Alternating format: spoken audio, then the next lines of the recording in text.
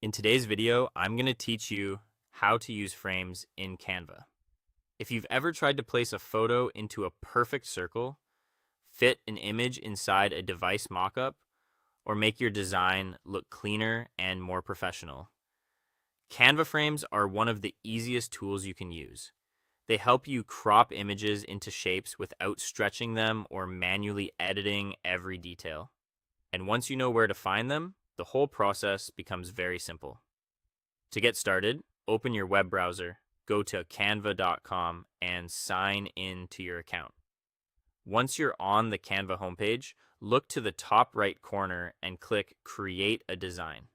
This opens the menu where you can choose the size and format for your project. Next, pick the canvas size that fits what you want to make. For example, you might choose Instagram post in portrait format if you're designing for social media, or presentation if you want a widescreen layout.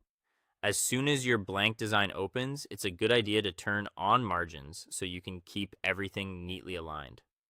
To do that, go to File, then View Settings, and click Show Margins. This gives you a helpful visual guide while you work. Now let's find the frames. On the left-hand side, click Elements. In the search bar at the top of that panel, type Frames and press Enter. Scroll until you reach the section specifically labeled Frames, then click See All. You'll notice lots of options here, including circles, creative shapes, and frame layouts that look like screens or product displays. Click the frame you want and it will appear on your canvas. Once your frame is on the page, it's time to add your image. Go to Uploads on the left panel, click Upload Files, and choose the photo you want from your computer. After it appears in your uploads, click and drag the image directly over the frame on your canvas, then release it.